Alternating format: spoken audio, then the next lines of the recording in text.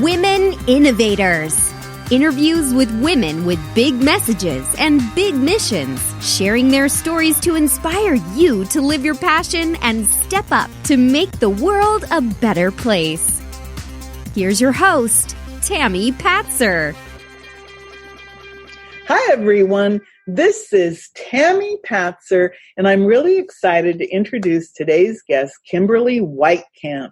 She is a successful marketing strategist, podcaster, and conversion copywriter. She works with entrepreneurs, service providers, and coaches, and she's discovered the world of marketing through writing articles while she was traveling as an English teacher in Spain. How cool is that? Actually, it's interesting, Kimberly, because I'm actually working on a new podcast all about being a nomad in the business world. So it's interesting that you actually have experience with that.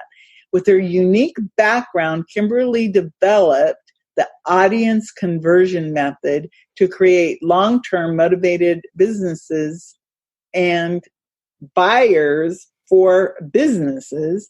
And she combines the principles of great customer service and easy learning, which helps companies regularly sell out their programs to increase brand awareness campaigns and lead nurturing sequences.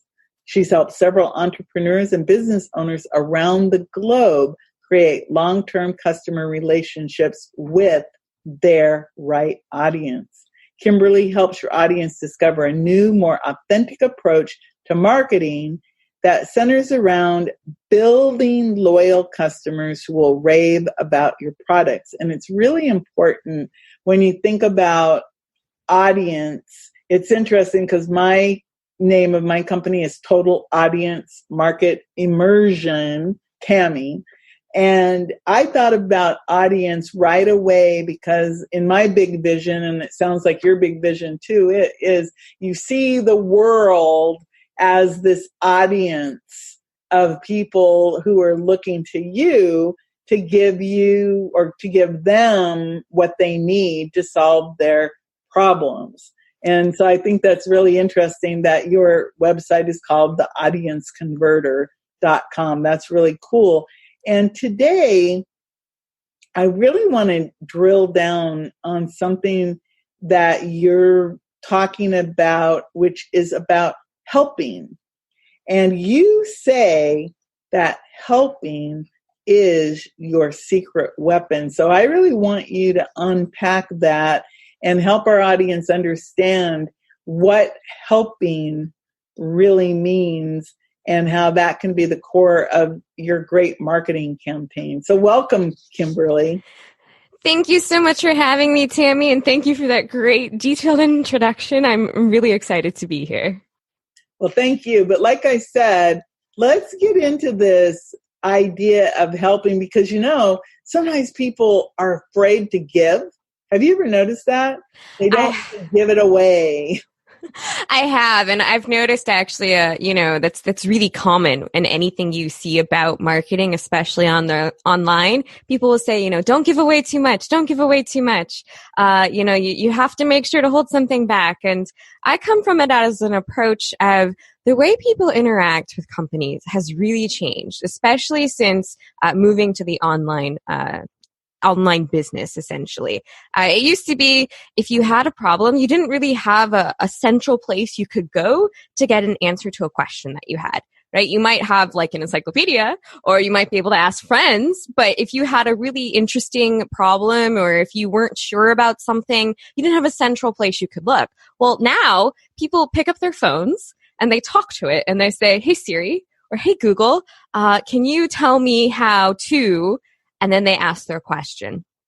So when talking about online marketing especially and talking about how businesses can use it, their best buyers are already looking for what they do, right? They may not know what the business exists. They may not know that name. They may not know the name of the product or service, but there are people out there now who are looking for help with what you offer.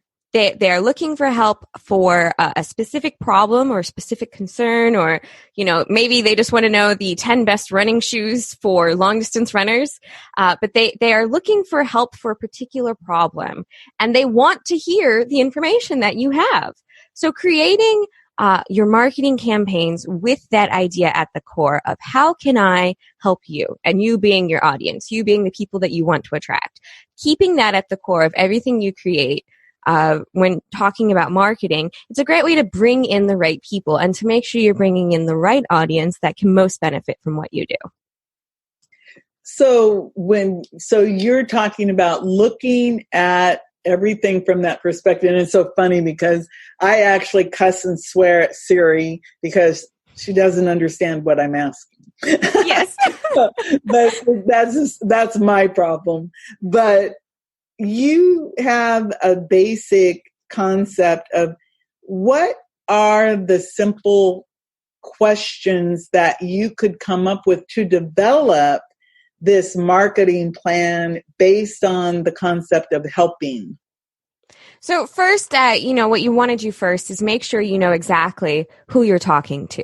Because before you can even get into what questions are my audience asking, you want to know who exactly you're trying to attract. And that's one of the big struggles and obstacles I find when working with my clients. I'll ask them, okay, so who do you serve? And they'll start answering me with an answer like, oh, we serve businesses with over 250 employees who make X number of sales a year. And I say, okay, I'm going to stop you, because when you're talking about somebody who's going to interact with your marketing material, it's an individual person. So while they may work for a business with over 250 employees, who is the exact person that you want to talk with on that first level, at that first interaction? Because it used to be you would need a lot of touch points to sell something, especially if you're talking business to business. And now what you'll find is people are doing their own research first. So they are already 60 to 70% of the way to the sale before they reach out to contact somebody for that first call, because they've already gotten that information about what you're offering. So you want to make sure that the people you're bringing in are the right people for you to serve. So are they an HR manager? Are they somebody who's got 5 employees and they're in charge of them and they want to run better meetings? It's all about figuring out that defined what I call a buyer persona. And you don't want to do it too broad as like a demographic. Women 35 to 55. That's really, really broad. But creating really, really specific examples of, okay, who do I have? Who have I served recently even? That I would like to help more people like that. Or they have gotten the biggest conversion. They have gotten the most benefit out of what we offer because they're our ideal buyer. And you create your marketing materials by first defining that audience and then finding out what are their top questions. What are they asking? What are their concerns? And how can I help them address those concerns? So do you have any suggestions on the best ways to find out what your ideal customer is asking? Like what quizzes, surveys, polls?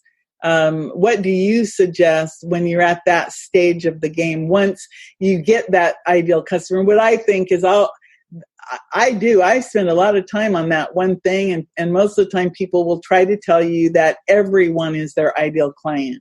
Yes. And so then you go, okay, let's, try to narrow it down. And then, of course, you get into all the marketing lingo, like calling people avatars, yes, things like that. And then what I find is people get more confused. So how do you survey, I guess, those people to find out what questions they are asking so that you can deliver? So if you already have happy customers, there's no better source of information than the people you've already made happy.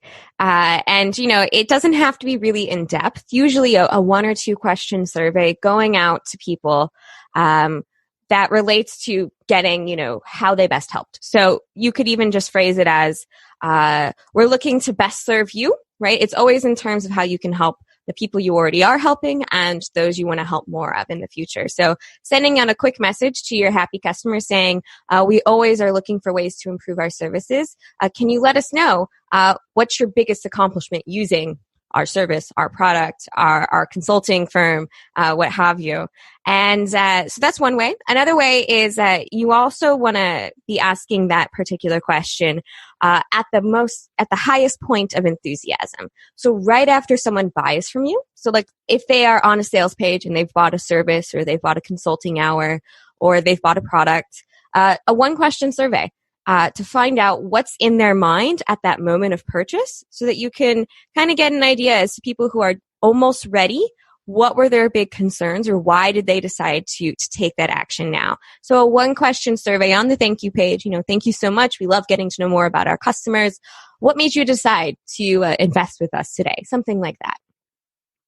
Well, that's a really good idea about having that question right on the thank you page. So what if you're dealing in the, let's call it real world versus the virtual world, and you don't have a thank you page, but you have that moment in time? When should you be asking, like either for input or for referrals? So if you're talking about real time, right? If you have somebody on the phone, simply ending your call with, I've really enjoyed working with you. Let's say you're a service provider, okay? And it's the end of the call. You've given what you've promised. So if it's financial consulting, if it's marketing advice, what have you, whatever the service is that you've just provided, at the very end of the call, saying something like, I've really enjoyed getting to know you and your business. I've really enjoyed helping you, and I love helping more people like you. If you ever know of anyone who you feel could benefit from what we talked about today, let me know. Something like that. Or if you're talking about in person, like they've just bought something. Just simply asking, we love getting friends of friends. We offer a discount for 10% if like you're in the physical product world, right? Refer your friends and let them know, what your experience was like with us. And we're happy to offer both you and your friend a discount of some sort or something similar to like, where you are relating what's just happened. You're tying that emotion of happiness, of satisfaction, of getting what they were looking for and saying, look, we want to help more people achieve what you've just achieved. Help us do that by letting us know who might else be a great fit for us. So the audience converter is the name of your website. And obviously you created the audience conversion method. So what are the components of the audience conversion method? So I use the audience conversion method because when I first got started, I worked with a lot of software companies and I struggled with getting them. They would approach me with, okay, we need a case study or we need a white paper. And then my next question would always be, okay, where is this in your buyer's journey? Where are they going to find this? And then what is their next step? And people would be a little bit lost. They didn't really have a strategy in place. So with the audience conversion method, it's all about figuring out the components you need to create a full strategy from the first time they interact with you all the way to the end. And the parts of that, it's very self-explanatory, actually. It's audience, ask, audit, answer.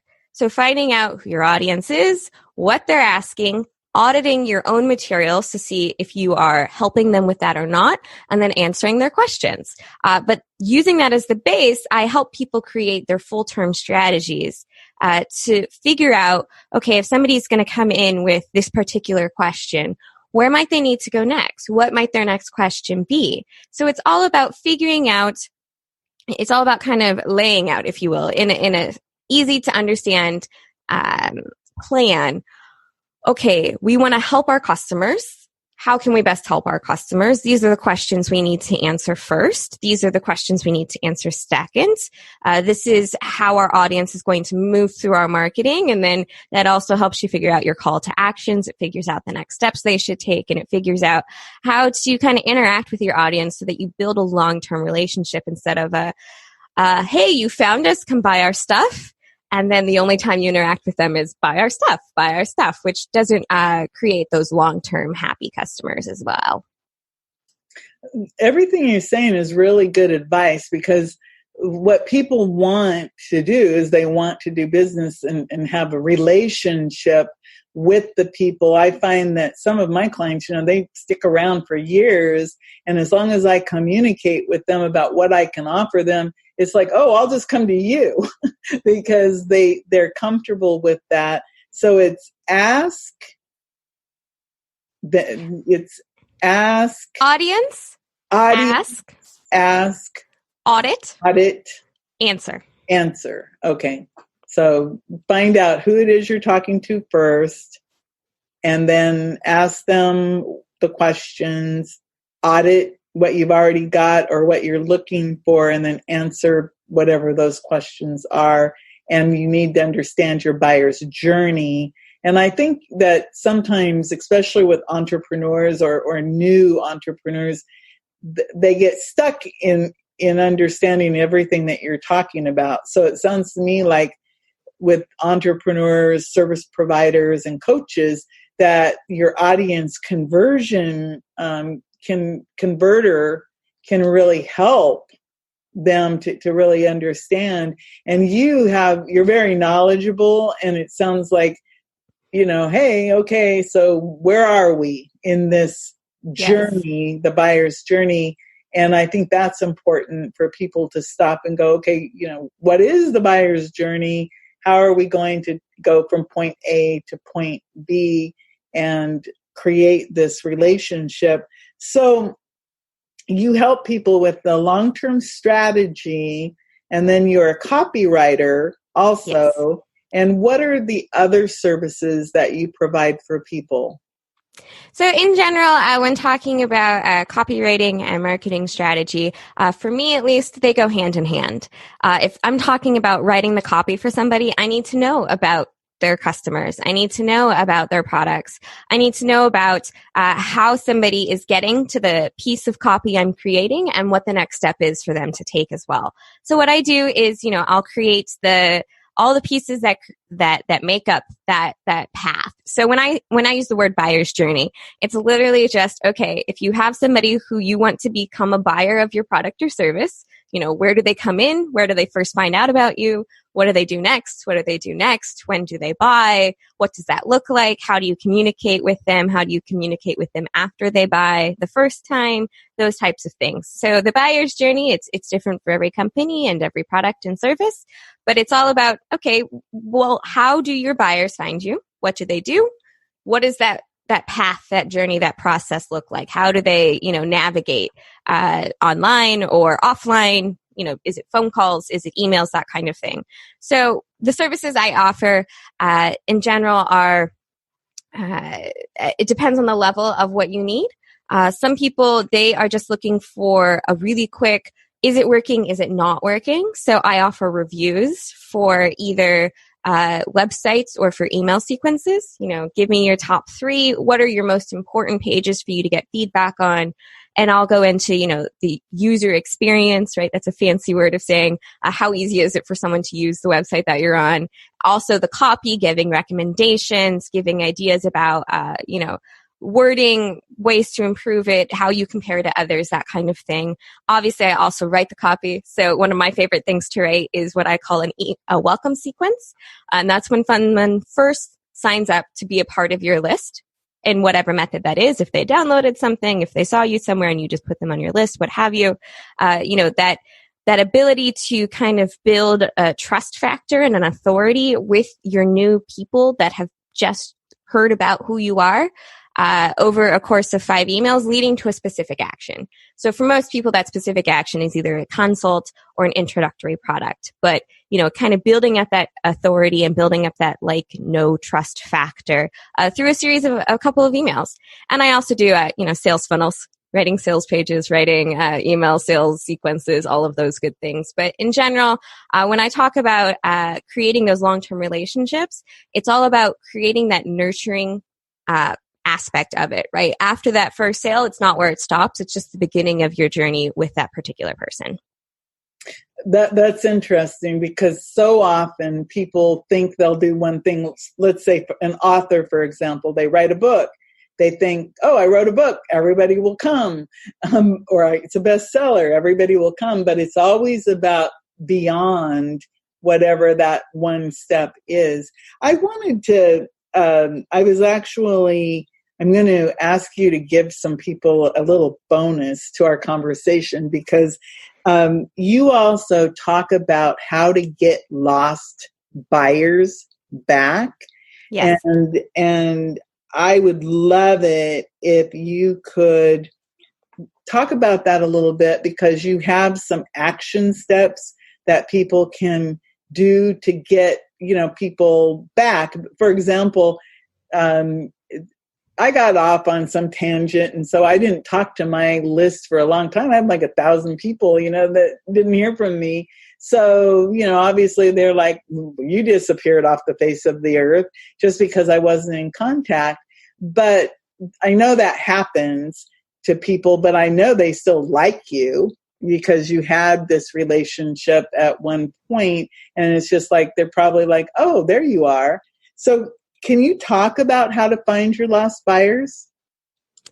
Absolutely. So that's kind of a two-part approach. The one you're talking about is the list you already have. And then there's another part, which is the people you never knew were interested in. So still today, I see a lot of people who they either don't have a way for people to get in touch really fast on their website, or it's not obvious, or they use this one word. It's the most dreaded word for me because nobody really responds to that. And that is the word newsletter. They'll have an opt-in box, and that an opt-in box is just, those little pop-ups, or it's to the side and it says, please sign up for our newsletter. And the thing is I don't know about you, but my inbox is overflowing, right? I have way too many emails and I don't have time to read them all.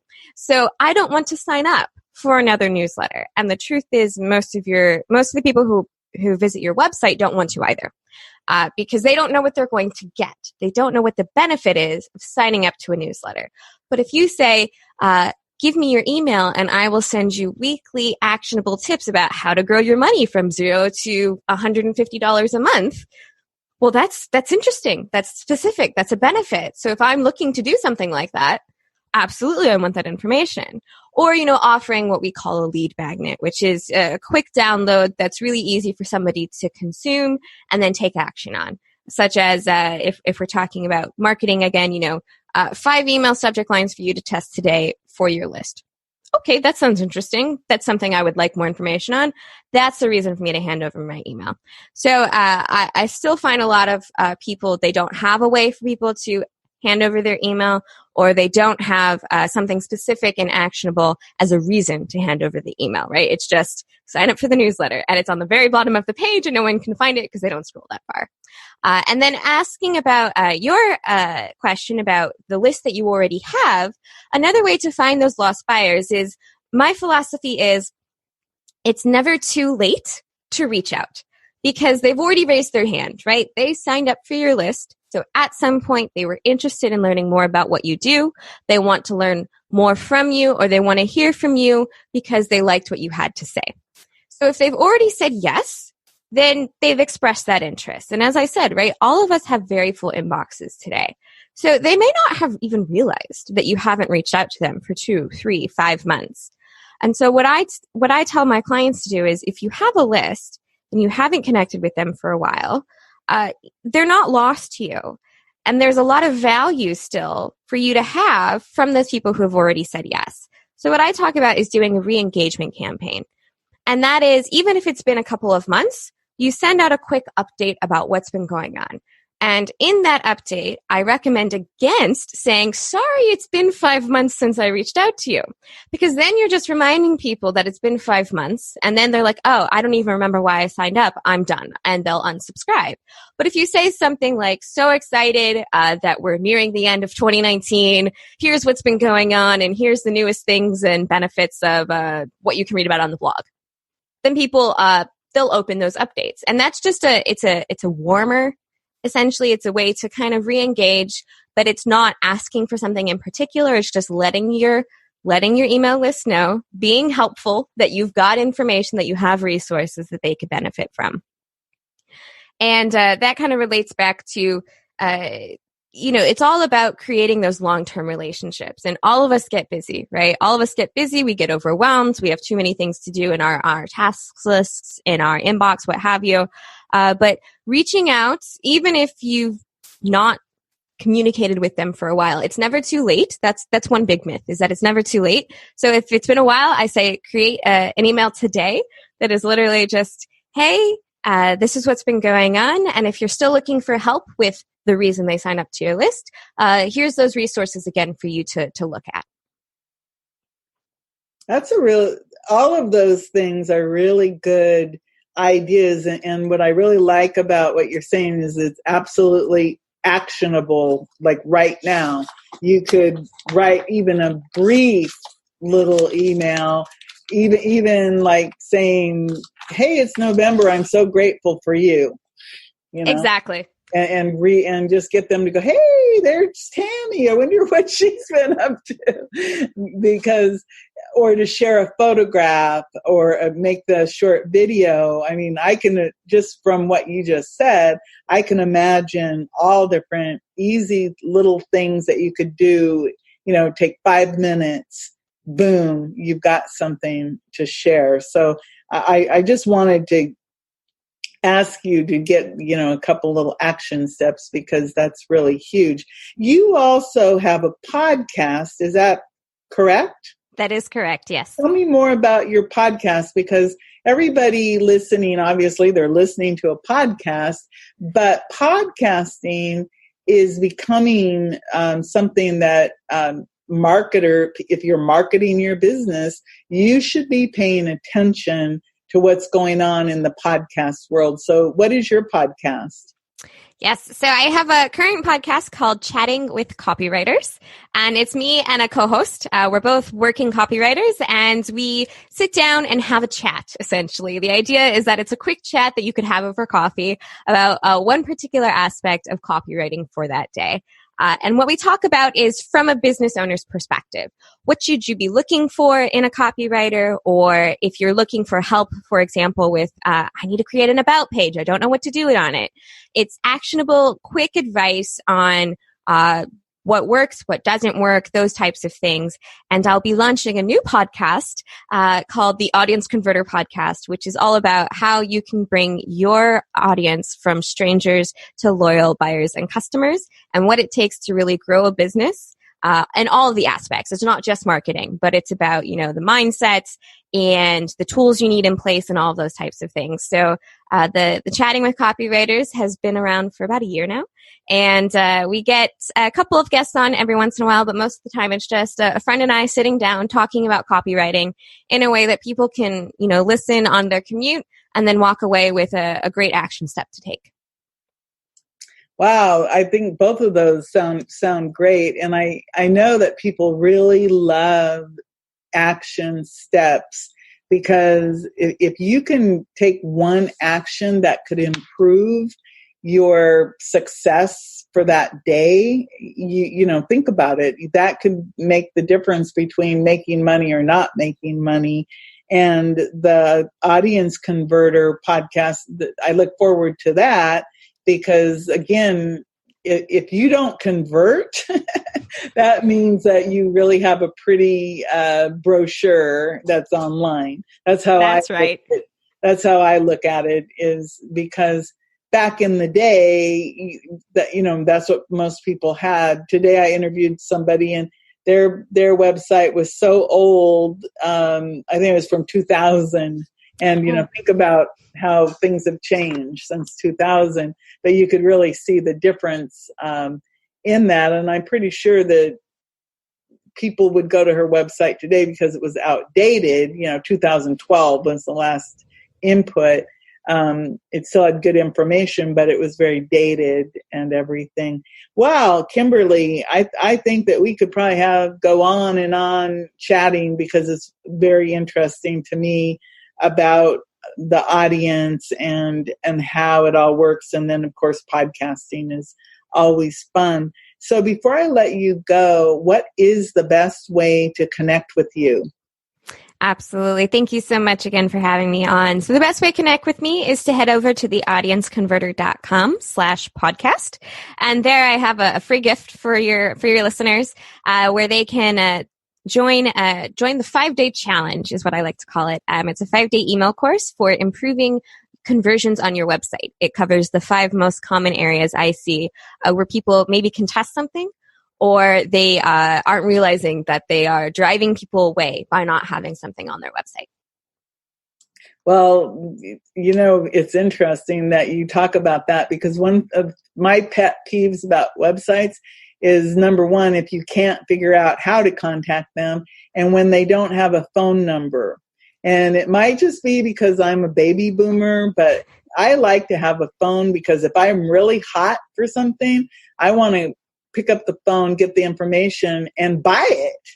If that's one of the options, or I want to get the information now, and sometimes the phone is the way to go. And I know that not everybody, would use the phone. Like, for example, my son, who's 29, if I call him on the phone, he doesn't answer. I have to text him.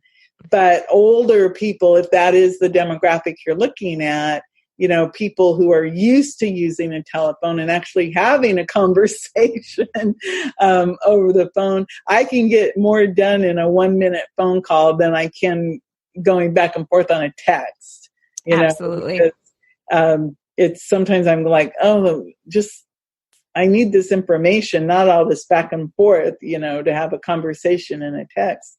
Well, thank you so much, Kimberly. And I will invite you back again in the future, because like I said, my audience is always looking for action steps so that they can move their business forward. And it is really good that you're there with such a good, solid background in copywriting and in converting, having the audienceconverter.com with the podcast available so that people can just, download and listen. And that free gift of the 5-day challenge with the emails, that's a really super gift. So I encourage everyone to go get that. So thank you so much. I really appreciate it. Thank you for having me, Tammy. It's been a lot of fun. Okay, thank you. Everyone, this is Tammy Patzer. Go make it a beautiful day. You've been listening to Women Innovators with Tammy Patzer. To learn more, please go to womeninnovatorsradio.com. And please do subscribe and share to spread the big messages and big missions to change the world.